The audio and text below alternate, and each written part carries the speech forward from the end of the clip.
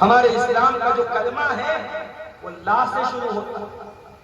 ہمارا کلمہ ایسے بھی تو ہو سکتا تھا اللہ ہمارا معبود ہے، اللہ ہمارا رب ہے. ہمارا کلمہ ایسے نہیں ہے، ہمارا کلمہ لا سے شروع ہوتا ہے. ہمارا کلمہ نیگیٹو ہے، لا الہ الا اللہ، نہیں ہے کوئی معبود سوائے اللہ. ہمارا کلمہ لا سے کیوں شروع ہوتا ہے؟ ہمارا کلمہ ہمیں یہ بتا رہا ہے کہ جب تک اللہ کو چھوڑ کر کے سارے معبودان باطلہ کا انکار نہ کیا جائے، اللہ کو چھوڑ کر کے کسی اور کے آگے سر جھکانے کا انکار نہ کیا جائے، جب تک ہر طریقے کے شرک کا انکار نہ کیا جائے، تب تک توحید کا کوئی مطلب نہیں ہے. ایک انسان کہتا ہے کہ صاحب ہم اللہ کو اپنا رب مانتے ہیں، وہ اللہ کی عبادت بھی کرتا ہے اور اس کے بعد وہ غیروں کے در پہ جا کے سر جھکاتا ہے اور غیر اللہ کے نام پہ کوئی چیز اگر ذبح کی جائے، کوئی جانور ذبح کیا جائے، کوئی چڑھاوا اس کے سامنے لایا جائے اور غیر اللہ کے نام پر کوئی چیز دی جائے تو بڑی بے شرمی اور ڈھٹائی سے کہتا ہے میں تو بسم اللہ پڑھ کے سب کھا لیتا. ایک جانور پر غیر اللہ کا نام لیا جائے یا ایک جانور کسی اللہ کے علاوہ کسی کے کو راضی کرنے کے لیے یا کسی کے نام پر اس جانور کو ذبح کیا جائے اور وہ اس جانور کا گوشت کھا لے اور یہ کہہ کے کھا لے کہ صاحب بسم اللہ پڑھ کے سب حلال ہو جائے. اگر مسئلہ اتنا آسان ہوتا میرے بھائیوں، اللہ قرآن میں مردار کا ذکر کرنے کے بعد اور سور کے گوشت کا ذکر کرنے کے بعد یہ نہ کہتا انما حرم علیکم المیتۃ والدم ولحم الخنزیر وما اہل به لغیر اللہ. اے ایمان والو، جس طریقے سے مردار حرام ہے، جس طریقے سے بہتا ہوا خون حرام ہے، جس طریقے سے تمہارے اوپر سور کا گوشت حرام ہے، وما اہل به لغیر اللہ، جس چیز کے اوپر غیر اللہ کا نام لے لیا جائے، غیر اللہ کے نام سے جس جانور کو ذبح کیا جائے، جس کھانے پینے کی چیز کو غیر اللہ کے نام کے لیے خاص کر دیا جائے، تمام کی تمام چیزیں بھی تمہارے اوپر حرام ہیں. بسم اللہ پڑھنے سے سور تو حلال نہیں ہو جائے گا، بسم اللہ پڑھنے سے مردار تو حلال نہیں ہو جائے گا. تو جو چیز غیر اللہ کے نام پر ذبح کی جائے میرے بھائیوں وہ بھی حرام ہوتی ہے. لیکن مسلمان کو شرک کے معاملے میں بہت سینسٹیو ہونا چاہیے، بہت ہوشیار ہونا چاہیے اور بہت ساودھان ہونا چاہیے. تو یہ پہلی چیز، عبادت کس کی کرنا ہے؟ عبادت صرف اللہ کا. اور ہمارے پیارے نبی جناب محمد رسول اللہ صلی اللہ علیہ وسلم پوری زندگی یہی سبق دیتے رہے اپنی امت کو، یہی پیغام دیتے رہے، یہی سکھاتے رہے کہ عبادت صرف اللہ کی کرنا، مدد صرف اللہ سے مانگنا، مشکل کشا صرف اللہ کو مانگنا. چنانچہ اللہ کے پیارے نبی اپنے چچادار بھائی حضرت عبداللہ بن عباس سے کہتے ہیں اذا سألت فاسأل اللہ، اے میرے بچے تو جب بھی سوال کرنا تو اللہ سے سوال کرنا. وَإِذَا اسْتَعَنْتَ فَاسْتَعِنْ بِاللَّهِ، اور جب بھی مدد مانگنا تو اللہ سے مدد مانگنا. وَاعْلَمْ أَنَّ الْأُمَّةَ لَوِ اجْتَمَعَتْ عَلَىٰ أَن يَنفَعُوكَ بِشَيْءٍ، اور کان کھول کر کے سن لے، ساری دنیا مل کر کے اگر تجھے کوئی فائدہ پہنچانا چاہے لَمْ يَنفَعُوكَ إِلَّا بِشَيْءٍ قَدْ كَتَبَهُ اللَّهُ لَكَ، تو نہیں پہنچا سکتے مگر اتنا فائدہ جتنا فائدہ اللہ نے تیرے مقدر میں لکھا ہے. اور ساری دنیا مل کر کے اگر تجھے کوئی نقصان پہنچانا چاہے تو نہیں پہنچا سکتے إِلَّا بِشَيْءٍ قَدْ كَتَبَهُ اللَّهُ عَلَيْهِ، مگر اتنا ہی نقصان پہنچا سکتے ہیں جتنا اللہ نے تیری تقدیر میں لکھا ہے. یہ مسلمان کا مسلمان اللہ کے سوا کسی اور سے نہیں ہوتا. جو موحد ہوتا ہے، جو توحید والا ہوتا ہے، وہ مشکل سے مشکل ٹائم میں اللہ کا. محرم کا مہینہ چل رہا ہے میرے بھائی، محرم کے مہینے سے ہمارا کیلنڈر شروع ہوتا ہے اور ہمارے کیلنڈر کا نام ہے ہجری کیلنڈر. یہ ہجری کیلنڈر کا نام ہجری کیوں پڑا؟ یہ ہمارے پیارے نبی صلی اللہ علیہ وسلم کی ہجرت سے اس کیلنڈر کا آغاز ہوتا ہے. میرے نوجوان ساتھیوں، کبھی موقع ملے تو اللہ کے پیارے نبی کی ہجرت کا واقعہ پڑھ لینا، بڑے سبق ملیں گے آپ کو، بڑی نصیحت ملیں گی. اسی ہجرت کے سفر میں جب اللہ کے پیارے نبی غار ثور میں 3 دن تک اپنے یار غار حضرت ابوبکر صدیق کے ساتھ آرام کر رہے تھے، 3 دن تک آپ نے غار ثور میں قیام کیا تھا. اسی 3 دن میں ایک ایک ایسا موقع بھی آیا تھا جب دشمن تلاش کرتے کرتے بالکل غار ثور کے قریب آ گیا، اتنا قریب آ گیا تھا کہ ابو بکر صدیق گھبرا گئے اور گھبراہٹ میں کہنے لگے لو نظر احدهم تحت قدمیہ لابصرنا، اگر انہوں نے ذرا سا نیچے دیکھ لیا تو ہم پر نظر پڑ جائے گی، ہم تو گرفتار ہو جائیں گے، ہم تو اریسٹ ہو جائیں گے۔ اللہ کے پیارے نبی نے کیا جواب دیا تھا؟ لا تحزن ان اللہ معنا، اے ابو بکر ڈرنے کی ضرورت نہیں، اللہ ہمارے ساتھ ہے۔ جو موحد ہوتا ہے، توحید والا ہوتا ہے، وہ اللہ کی اوپر ایمان رکھتا ہے، اور جو اللہ کے اوپر ایمان رکھتا ہے اللہ اس کے لیے ناممکن کو ممکن کر دیتا ہے۔ کیا 80 سال کی عمر میں کسی کو اولاد ملتی ہے کیا؟ 80 سال کی عمر میں اولاد نہیں ملتی، مگر جب ابراہیم نے پکارا تھا اور کہا تھا رب ہب لی من الصالحین، الہ العالمین تیرا بندہ تجھ سے اولاد مانگ رہا ہے، اے میرے پروردگار مجھے نیک بیٹا عطا فرما دے۔ توحید کے ساتھ اور اخلاص کے ساتھ جب ابراہیم نے بڑھاپے میں اولاد مانگی فبشرناہ بغلام حلیم، اللہ نے بڑھاپے میں ان کو اسماعیل جیسا صابر اور حلیم بیٹا عطا فرمایا۔ اللہ کے لیے کوئی چیز ناممکن نہیں ہے۔ مچھلی والے نبی کو دیکھو، حضرت یونس علیہ السلام کو دیکھو، وَذَنُّونِ إِذْ ذَهَبَ مُغَاضِبًا فَظَنَّ أَن لَّن نَّقْدِرَ عَلَيْهِ فَنَادَىٰ فِي الظُّلُمَاتِ۔ اور یاد کرو مچھلی والے نبی کو جب وہ اپنی قوم سے ناراض ہو کر کے چلے گئے تھے، اللہ کی اجازت کے بغیر چلے گئے تھے، انہوں نے یہ سمجھا کہ اللہ تعالیٰ ان کی پکڑ نہیں کرے گا، لیکن اللہ تعالیٰ اپنے نبیوں کو بھی، اپنے نبیوں کے اوپر بھی اللہ تعالیٰ ہر وقت نظر رکھتا ہے۔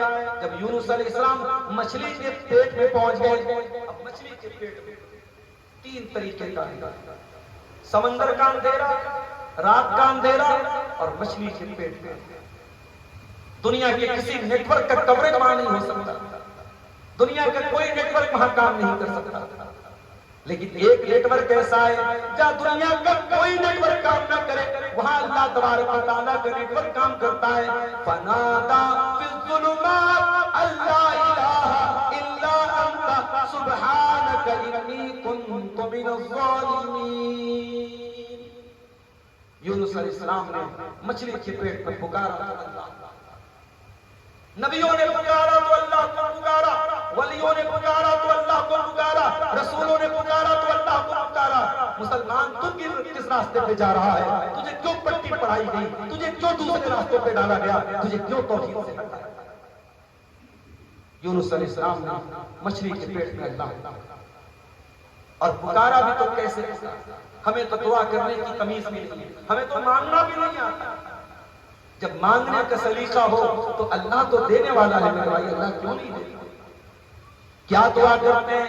لا الہ الا انت، اے اللہ تیرے سوا میرا کوئی معبود نہیں ہے، سبحانکا تو پاک ہے، انی کنت من الظالمین، اے اللہ مجھ سے غلطی ہو گئی، میں غلطی پر تھا، مجھ سے ظلم ہو گیا، مجھے تیری اجازت کے بغیر نہیں جانا چاہیے تھا، اے اللہ تو میرا معبود ہے، تو ہر عیب سے پاک ہے، اے اللہ میں اپنی غلطی کا اعتراف کرتا ہوں، اپنے گناہ کا اعتراف کرتا ہوں۔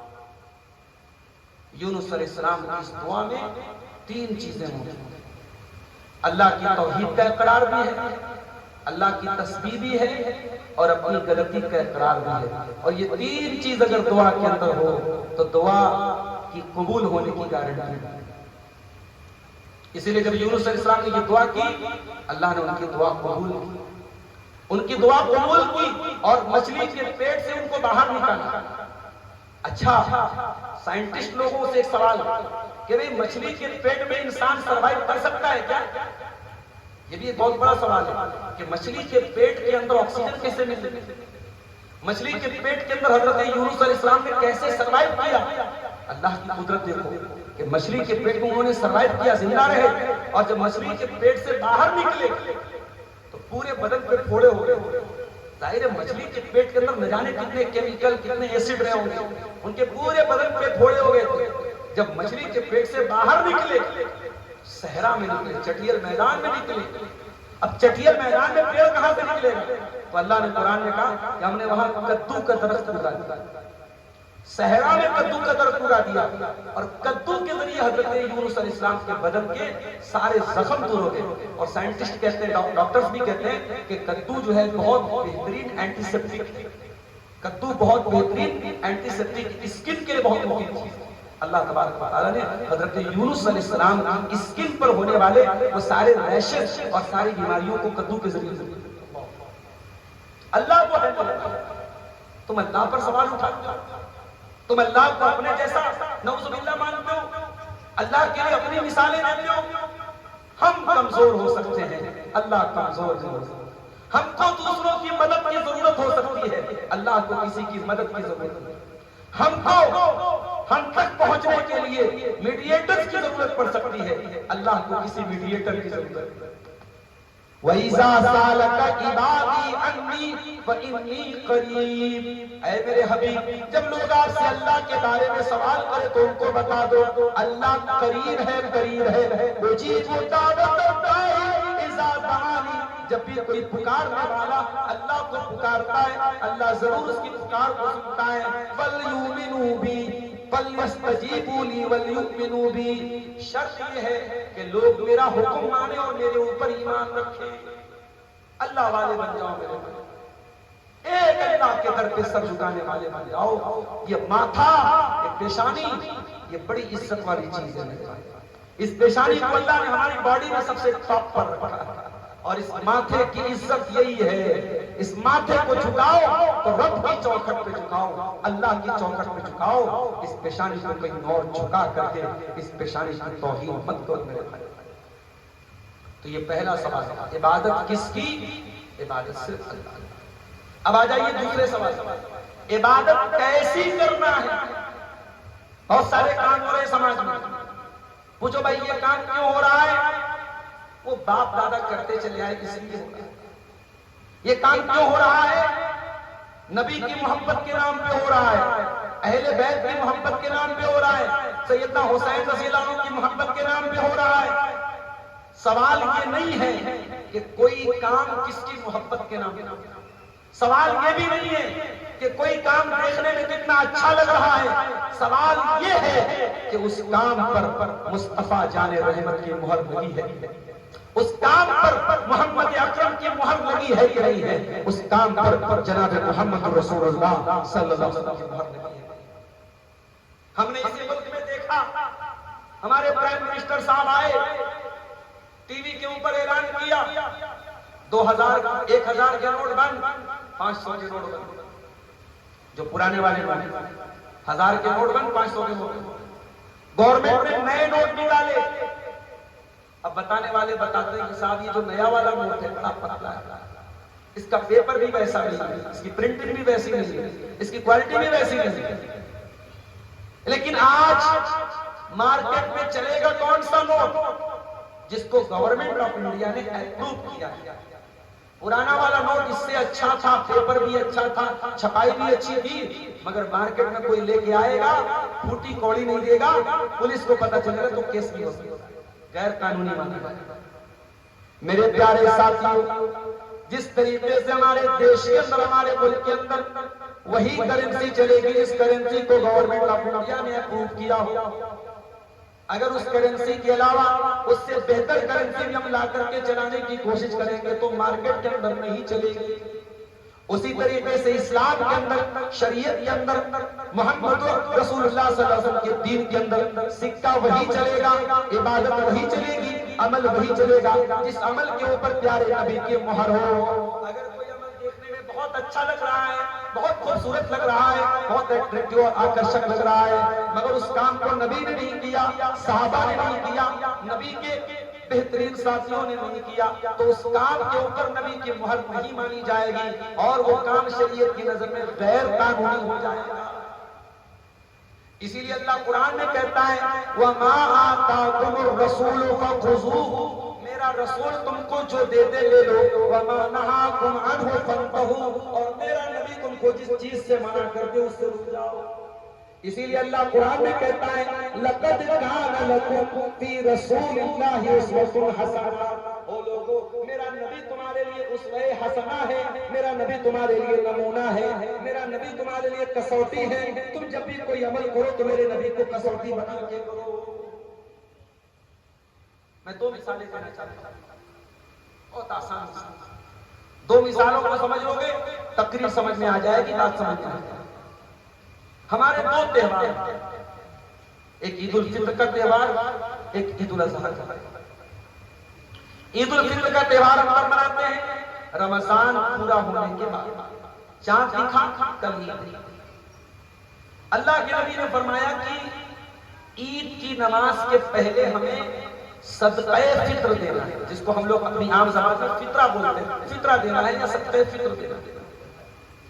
پیارے نبی صلی اللہ علیہ وسلم نے فرمایا کہ ہر مسلمان مرد عورت بڑا چھوٹا سب کو ایک سا دینا ہے فطرہ. ایک سا یعنی تقریباً 2.5 کلو پونے 3 کلو جو اناج ہم کھاتے ہیں، آٹا کھاتے ہیں، چاول کھاتے ہیں، جو بھی کھاتے ہیں وہ ہمیں 2.5 کلو اناج پر ہیڈ اپنے پریوار میں سے الگ الگ طرف سے دے سکتے ہیں. اب مان لو میرے پریوار میں 10 لوگ، اب 2.5 کلو کے حساب سے 10 لوگوں کا ہو گیا 25 کلو مجھے فطرہ دینا ہے. کب دینا ہے؟ نبی نے فرمایا عید کی نماز کے پہلے. من اداها قبل الصلاۃ فہی زکات. یہ صدقہ فطر ہمیں عید الفطر کی نماز کے پہلے دینا ہے. پہلے دیں گے تبھی اللہ تعالیٰ کے قبول ہوگا. اب مان لو کل عید ہے اور آج چاند. اب میں بہت بزی تھا، شاپنگ کرنا تھا، بچوں کے لیے کپڑے لانا تھا، یہ لانا تھا، وہ لانا تھا، لیٹ ہو گیا. رات میں آئے 12 بجے تو بہت لیٹ ہو گیا. صبح جلدی سے عید کی نماز بھی پڑھنی ہے. تو میں نے کیا کیا کہ عید کی نماز پڑھ لی میں نے، اور عید کی نماز پڑھنے کے بعد گھر آیا اور میں نے سوچا کہ یار 25 کلو مجھے اناج نکالنا تھا فطرے کا، لیکن میں نے تھوڑا لیٹ کر دیا. تو ایک کام کرتا ہوں، 25 کلو تو میں نکال رہا ہوں، 25 کلو کے ساتھ اور 25 کلو نکال رہا ہوں پینالٹی کے طور پر. میں 50 کلو اناج اللہ کی راہ میں دے رہا ہوں، غریبوں کو دے رہا ہوں، تاکہ میرا فطرہ ادا ڈبل دے رہا ہوں میں. مگر اللہ کے نبی فرماتے ہیں من اداها قبل الصلاۃ فہی زکات مقبولۃ. جو صدقہ فطر کو عید کی نماز کے پہلے ادا کرے گا اس کا صدقہ فطر قبول ہوگا. ومن اداها بعد الصلاۃ، اور جو عید کی نماز کے بعد ادا کرے گا تو اس کو صدقہ فطر کا ثواب نہیں ملے گا. اس کا صدقہ عام صدقہ ہے، اس کو صدقہ فطر کا ثواب ملے گا. یہ ہے شریعت اور یہ ہے دین. دین ہماری مرضی کا نام نہیں ہے. دین میں جس عمل کی جو ٹائمنگ بتائی گئی اس ٹائمنگ کو بھی اگر ہم مس کر دیتے ہیں اور ٹائمنگ سے کچھ دیر بعد کر رہے ہیں، کام سیم ہے مگر شریعت میں اس عمل کو قبول نہیں کیا جائے گا. کیوں؟ کیونکہ ٹائمنگ کے معاملے میں بھی ہم رسول کے پابند ہیں، رسول کے حکم کے پابند ہیں. اب آ جاؤ ہمارا دوسرا تہوار آتا ہے عید الاضحیٰ کا تہوار. ہم نے خصی خریدا، جانور خریدا 15 کلو کا، 20 کلو کا، 25 کلو کا، بہترین جانور خرید کے لائے. عید الاضحیٰ کی نماز ہونے والی ہے. ہمارے محلے کی مسجد میں یا عیدگاہ میں 8 بجے عید الاضحیٰ کی نماز ہے. ہم نے سوچا یار 8 بجے تو بہت لیٹ ہو جائے گا. ہم نے 7 بجے قصائی کو بلایا اور جانور کو ذبح کر دیا. آرام سے کلیجے والی چیز کھا لی اور اس کے بعد اپنی عید الاضحیٰ کی نماز پڑھی. میرے پیارے ساتھیوں، ہر سال آپ ایک کھسی کرتے ہیں، ایک بکرا کرتے تھے، آپ 2 بکرے کی قربانی بھی کر دیں، آپ 50 بکرے کی قربانی بھی کر دیں. اللہ کے نبی فرماتے ہیں من ذبح قبل الصلاۃ، جس نے عید الاضحیٰ کی نماز کے پہلے قربانی کی تو اس کو قربانی کا گوشت تو ملا لیکن قربانی کا ثواب نہیں ملا. ومن ذبح بعد الصلاۃ، اور جس نے عید الاضحیٰ کی نماز کے بعد قربانی کی فقد اصاب سنت المسلمین، اس کو سنت کا ثواب ملے گا، اس کو نبی کی سنت ملے گی، اس کو نبی کی سنت پر چلنے کا ثواب ملے گا، اس کو قربانی کا ثواب ملے گا. حالانکہ ہم نے ڈبل بکرے کی قربانی جتنی ہر سال کرتے تھے اس کی ڈبل کی، مگر عید الاضحیٰ کی نماز ہم پہلے کر دی. ہماری قربانی کا ثواب ہم کو نہیں ملے گا. میرے پیارے ساتھیوں، عبادت کیسی کرنی ہے؟ عبادت رسول کی جیسی ہے. آج آدمی نماز پڑھتا پوچھو بھائی نماز کیسے پڑھتے ہو؟ کہتا ہے بھائی جیسے باپ کو دیکھا، دادا کو دیکھا، پر دادا جس طریقے سے پورے خاندان کے لوگ پڑھتے چلے ایسے ہم لوگ پڑھ رہے۔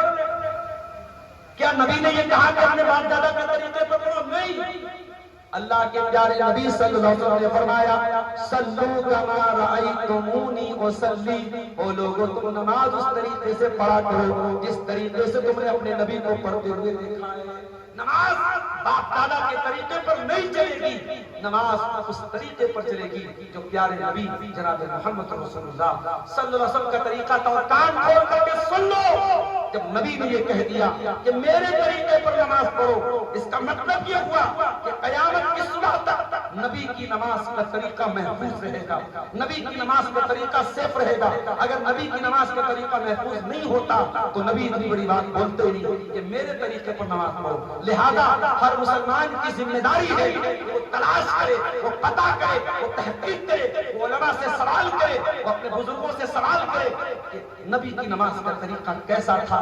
میرے پیارے ساتھیوں، نبی اکرم جب نماز میں بیٹھتے تھے تو تشہد میں آپ کی انگلی کہاں پر آپ حرکت دیتے تھے، کہاں پر انگلی کو اٹھاتے تھے اور کہاں پر گراتے تھے، صحابہ نے اس کو بھی نوٹ کیا ہے اور صحابہ نے اس کو بھی بیان کیا ہے۔ لہذا نماز ہم پڑھے تو دیکھیں کہ رسول کی نماز۔ ابھی حج کا سیزن گزرا، ہمارے بہت سارے بھائی حج کر کے آئے، ان سے پوچھو بھائی حج کرنے گئے تھے کیا، کیسے حج کیا؟ کہیں گے جیسے سب لوگ کر رہے تھے ویسے۔ سوال یہ نہیں کہ جیسے سب لوگ کر رہے تھے ویسے آپ کو حج کرنا ہے۔ پیارے نبی نے اپنی زندگی میں ایک حج کیا، وہی پہلا حج، وہی آخری حج۔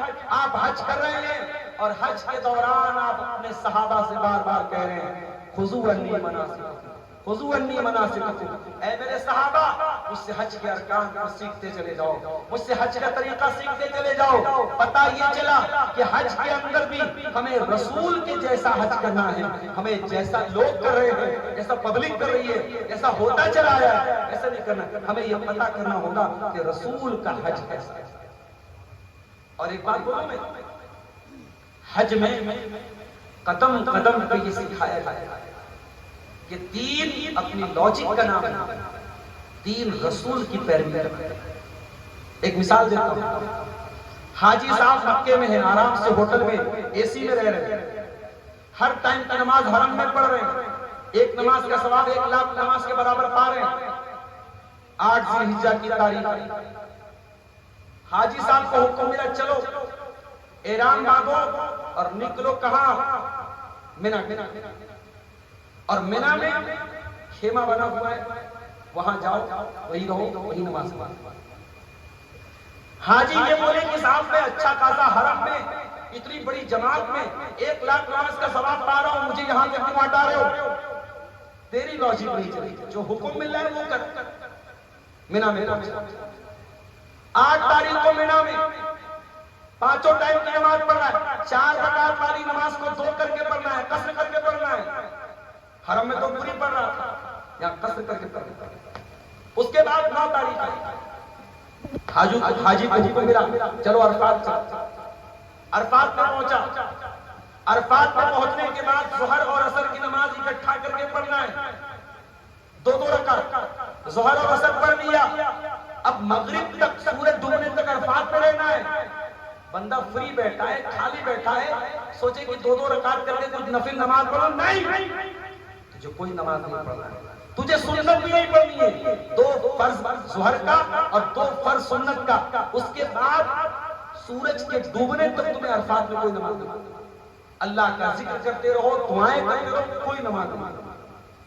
سورج ڈوب گیا، مغرب کا ٹائم ہو گیا، اب نکلو عرفات سے۔ اب کہاں پہنچے؟ مزدلفہ پہنچے۔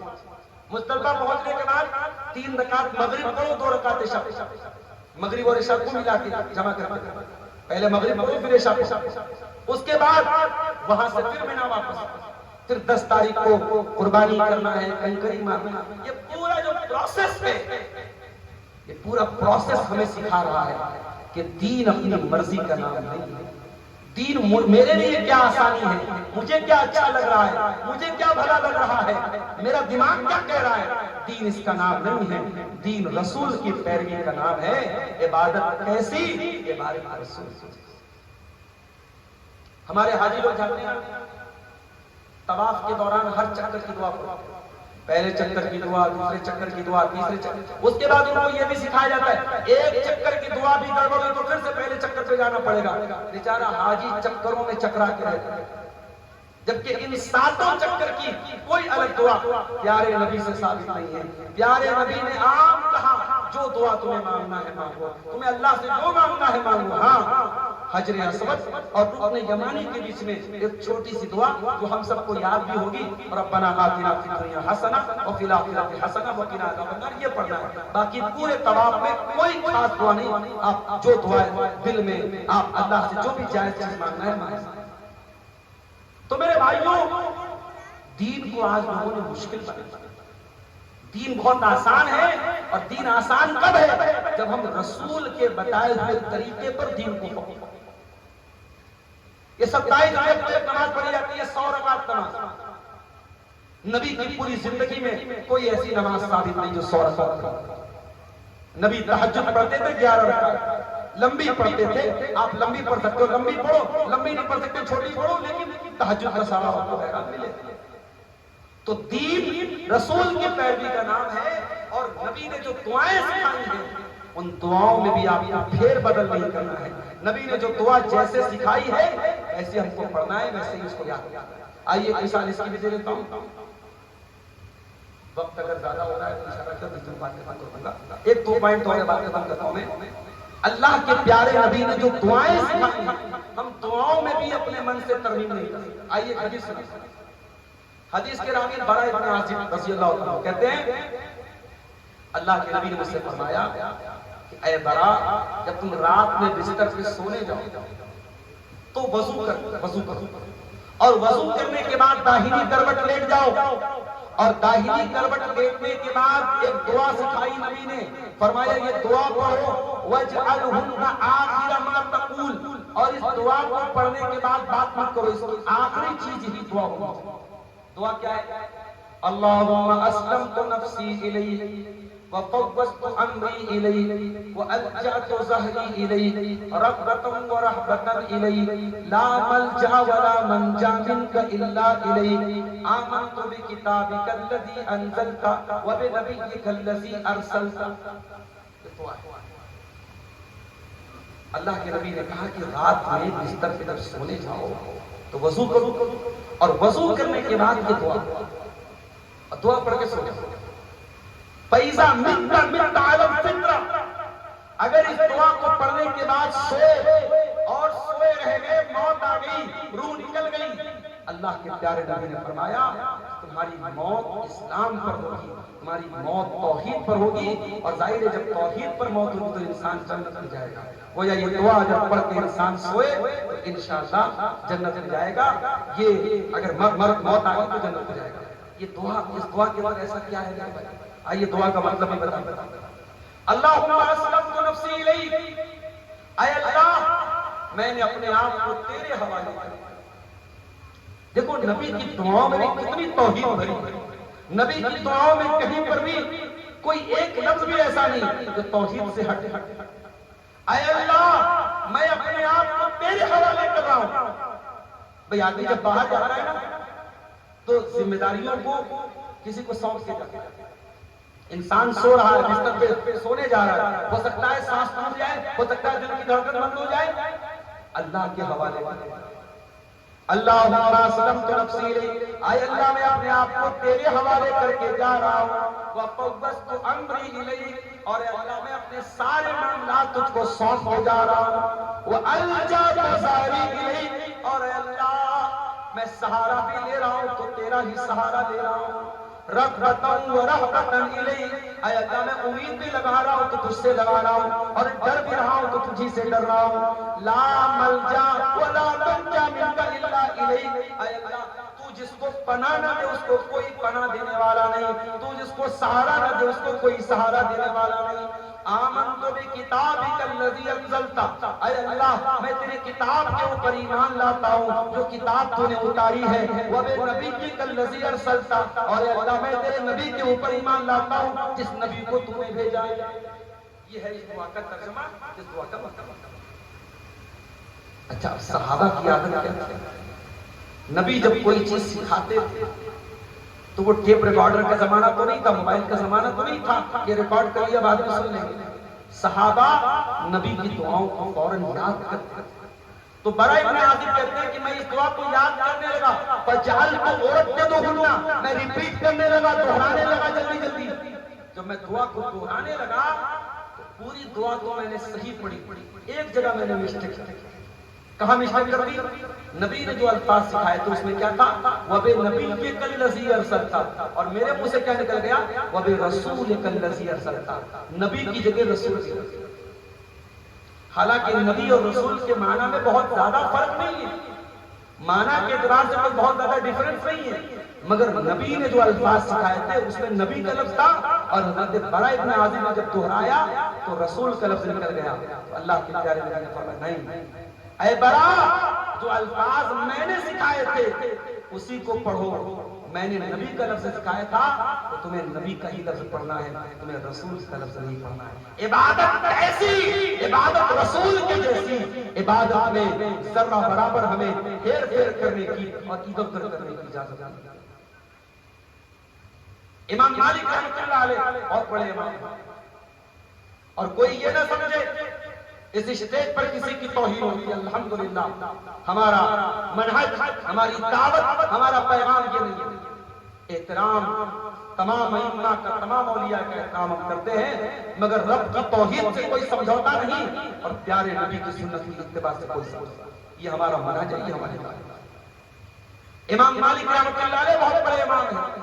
ان کے پاس ایک آدمی اس نے کہا امام صاحب، اللہ کے نبی نے جب حج کیا تھا تو احرام کہاں سے باندھا تھا؟ تو امام مالک نے کہا ذوالحلیفہ سے. یہ ذوالحلیفہ کہاں ہے؟ یہ مدینہ سے 14 کلومیٹر دور ایک جگہ ہے. آج بھی وہاں مسجد بنی ہے، اور مدینہ سے جو لوگ عمرہ کرنے جاتے ہیں، حج کرنے جاتے ہیں، وہیں سے احرام باندھا. تو امام مالک نے کہا ذوالحلیفہ سے. نبی نے کہاں سے احرام باندھا؟ ذوالحلیفہ سے. تو پوچھنے والے نے کہا کہ امام صاحب میرے دل میں کچھ اور چل رہا ہے. کہا کیا چل رہا ہے؟ کہا کہ میں چاہتا ہوں کہ میں اللہ کے نبی کی قبر کے پاس سے احرام. امام مالک نے کہا کہ مجھے ڈر ہے تو بہت بڑے فتنے میں پڑ جائے. کہا امام صاحب کیسی بات کر رہے ہیں؟ آپ کہہ رہے ہیں کہ میں ذوالحلیفہ سے احرام باندھوں اور میں چاہتا ہوں کہ رسول کی مسجد کے پاس سے اور رسول کی قبر کے پاس سے احرام باندھوں. تو میرا کلومیٹر تو زیادہ ہو رہا ہے. میں تو 14 کلومیٹر، میں یہ 14 کلومیٹر کا لفظ میں آج کے دور کے حساب سے استعمال کرتا ہوں. اس نے 14 کلومیٹر نہیں کہا تھا، میں آج کے حساب سے کہہ رہا ہوں کہ اس نے کہا کہ میرے کلومیٹر تو بڑھ رہے ہیں، میرے میل تو بڑھ رہے ہیں، تو مجھے تو ثواب زیادہ ملے گا نا. اور آپ کہہ رہے ہیں فتنے میں پڑ جاؤں گا. تو امام مالک کو قرآن کی ہے کہا کہ اللہ قرآن میں کہتا ہے فَلْيَحْذَرِ الَّذِينَ يُخَالِفُونَ عَنْ أَمْرِهِ أَن تُصِيبَهُمْ فِتْنَةٌ، کہ جو رسول کے طریقے کے خلاف چلتے ہیں ان کو ڈرنا چاہیے کہ کہیں اللہ تعالیٰ ان کو کسی فتنے میں نہ ڈال دے. کہا کہ میرے بھائی، جو طریقہ میرے رسول کو نہیں سمجھا، میرے نبی کو سمجھ نہیں آیا، وہ طریقہ تجھ کو سمجھ میں آ رہا ہے. نبی تو ذوالحلیفہ سے احرام باندھے اور تو یہاں سے باندھے.